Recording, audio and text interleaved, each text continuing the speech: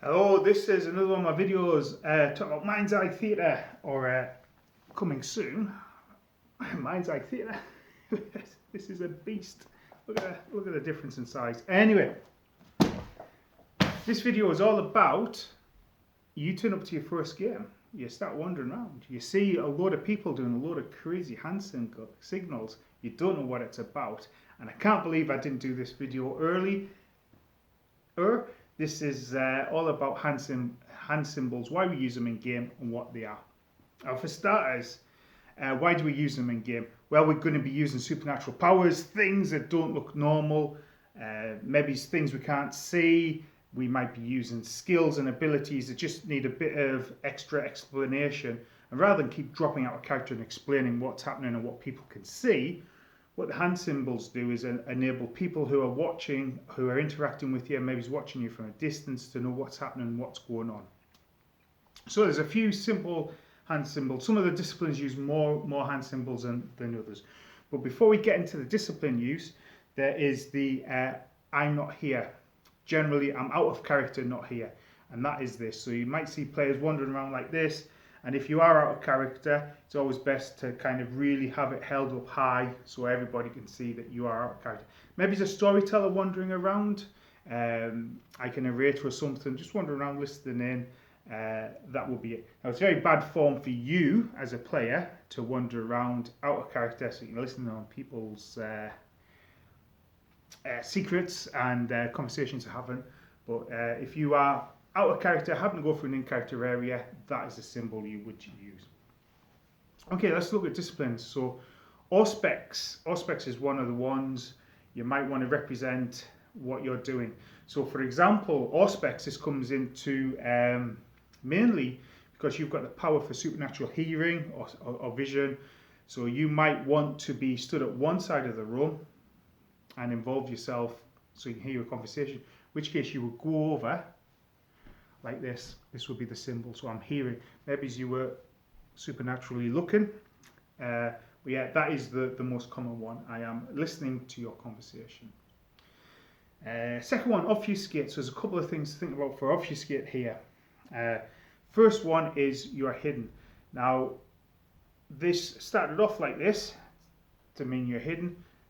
This generally is the symbol now for hidden. Now, when you use an obfuscate interacts with Auspex, and depending on what set of rules, you might want to put up a finger for what particular power you are using. So I am Auspex 5 and I'm hidden at this particular moment.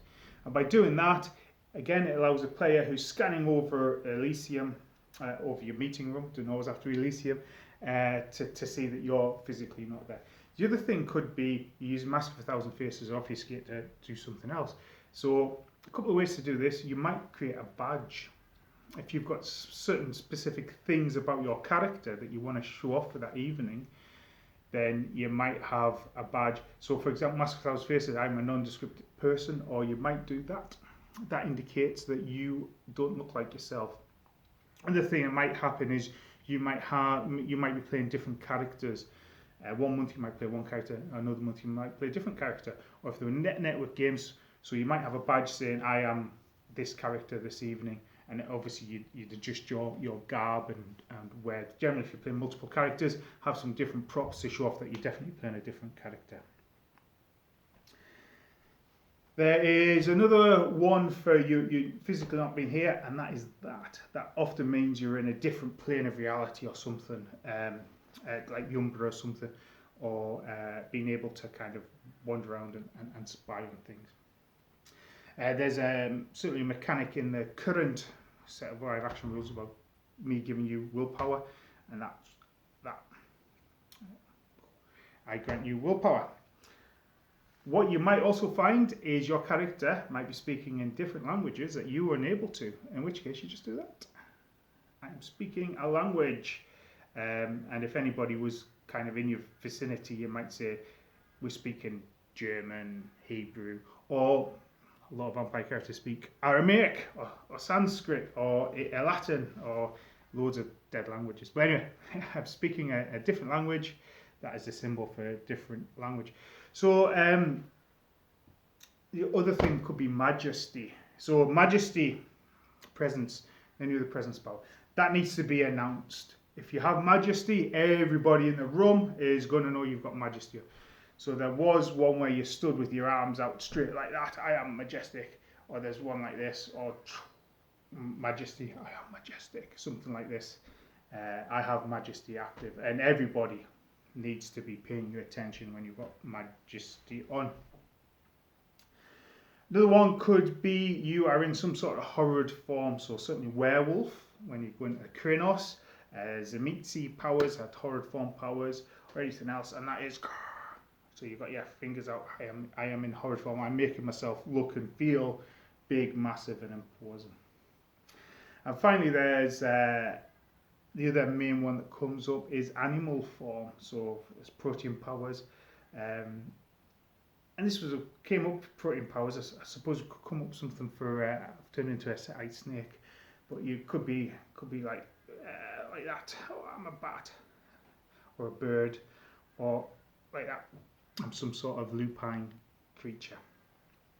So you go hand signals and what to look out for in game.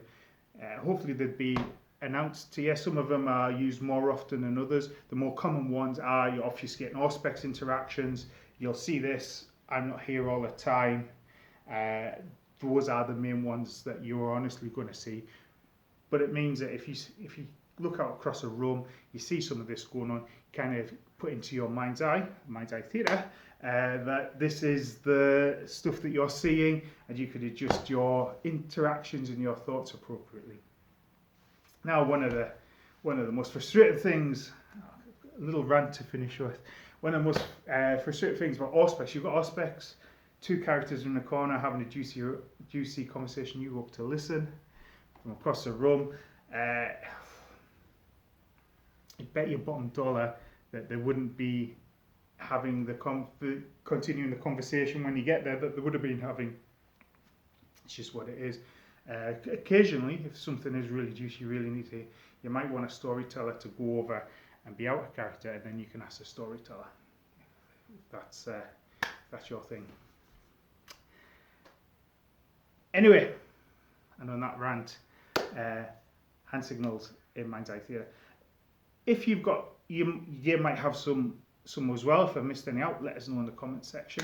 And anyway, thanks for your time. Look forward to chatting to you in future. Bye for now.